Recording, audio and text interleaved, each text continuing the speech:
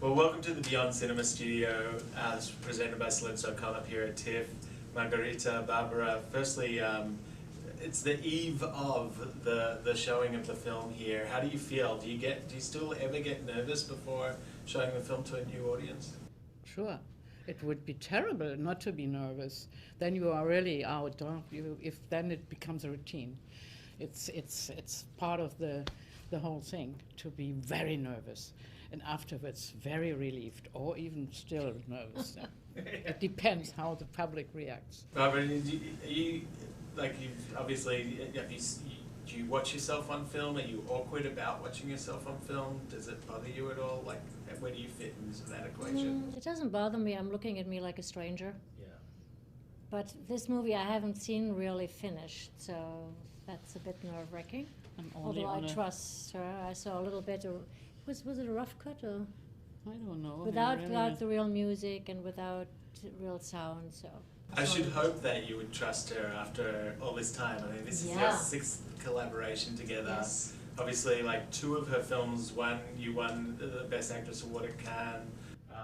The other one also. In Venice also, exactly. yeah. No, in Bavaria. She's always winning. So But, therefore I take her, because I know with her I always get it's a an winning award. combination. It's not only me, other actresses get awards with her too. But I mean, what is it about this relationship? Obviously, you're coming back together for the sixth time. Does it change? Is it constantly a changing relationship? Do you see each other outside of the movies, or just on the projects you work on? No, we see each other outside when we can. Yeah, sure, Yeah, we we're are friends now. No, the relationship is not changing. We are friends, and so we are going on also with our life stories, not only with the cinema stories.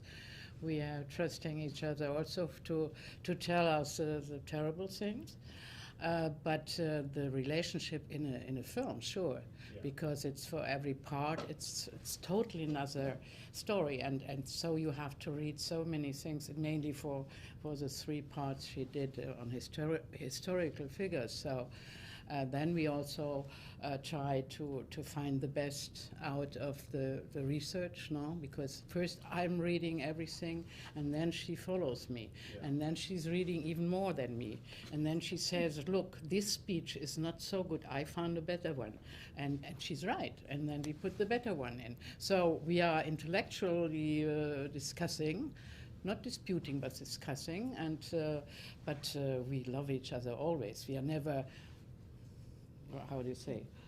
You'd never smack me. No. He doesn't hit me. Not even for effect?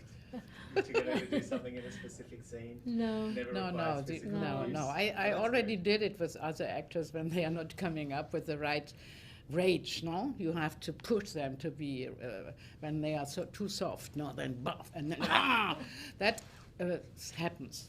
But it's really the very, very last solution for me. But also with Hannah Arendt, it's a character that is really a thinker and a wordsmith. So how hard was it to come up with a cinematical approach to that? You saw the film? So.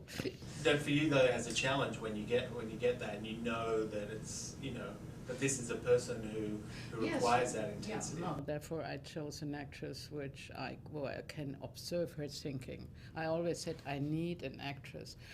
I can really look at her, and I believe that she has its intellectual power. And for me, it's only Barbara who has it. Yeah. That's why I wear my glasses today, to look more intellectual. No, but it's not a film just about thinking. It's also, she took a very emotional approach also to the person. So there is not just the thinking part. No, but that's the main part, because emotional feelings, that is very easy. Not very easy, but it's easier for a good actress. No, but for me, the thinking is easier than the emotional part. Oh, that's the first time I hear it, but... No. And you chose a very specific period of her life, the 60 to 64. Yes. In a global context, obviously a lot going on, but also the Eichmann trials, like in that whole thing. But Vietnam War and everything was going on at the same time. What was it for you about this period that you felt was the best window into this life? No, we first, because Pam Katz and me, we wrote the script, no, and we wrote it for several years, and we went on and we spoke about. And in the beginning, we thought we might do a real biopic, no, from not just from the birth to the death, but a much longer period, because it is interesting, her life, to go in '33 to flee from Germany, from the Nazis, to go to Paris, then to be in exile in Paris, and the Germans are coming in and taking the the people who were coming there for asile, no, for having a home, and they were put in internment camps. So, as she says in the film, our enemies put us in concentration camps and our friends in internment camps. So that was a very, very tough period for her to be in the internment. And then she went she had the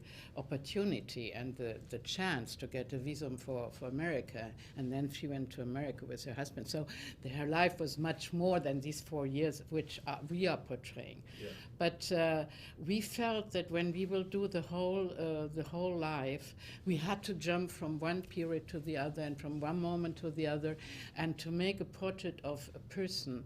It's not these jumping from one moment of life to show her a little bit longer, to go into her thinking, into her how a thought is developed and so on.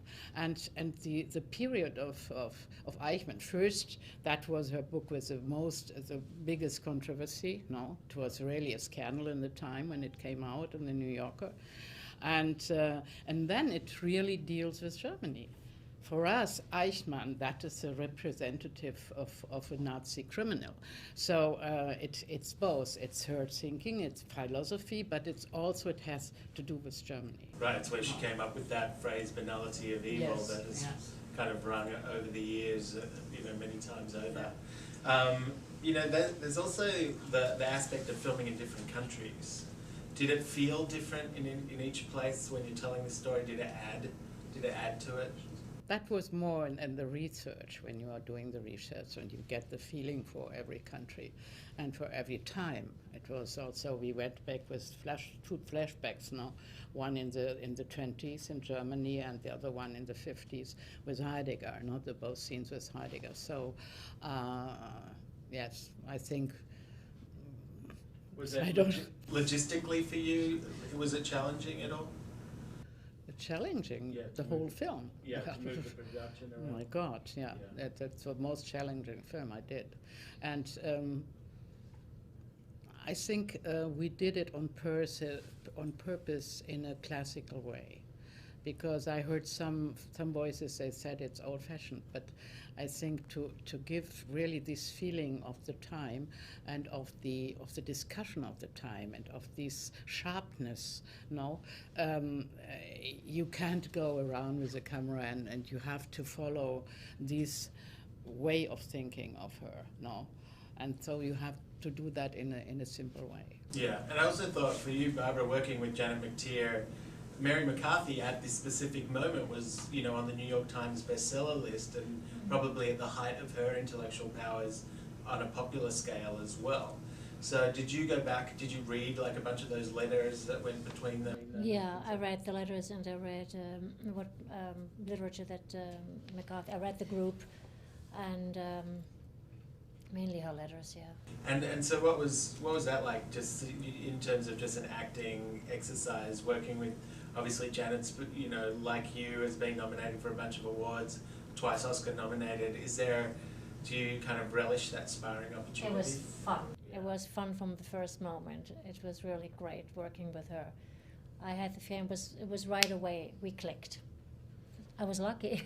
And also her liberal, like her position changed over time as well, Mary Yeah. McCarthy. So, what about you in terms of your relationship with Hannah now? Like, obviously there's schools named after her and things like that. Do you find yourself having an affection for her, or being contradictory in your feelings towards her? It's both.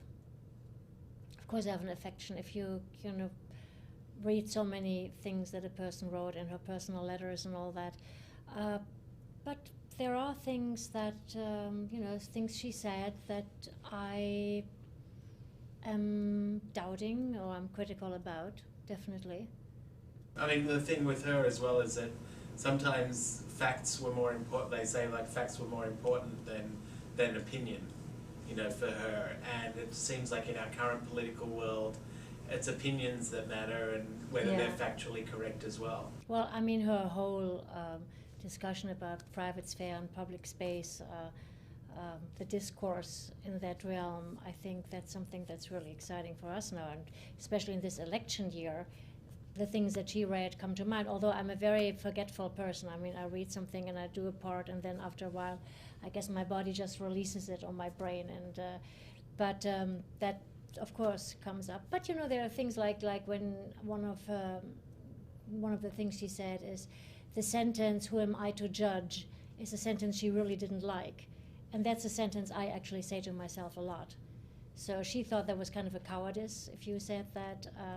I think it's more of a humbleness if you say that. So there are, things that I would approach differently, certainly.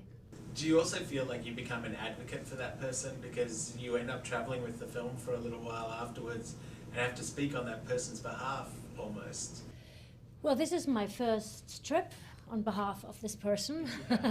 Well, I certainly become an advocate in the sense, that thinking and discourse and a lot of things she said I find really worth looking at today.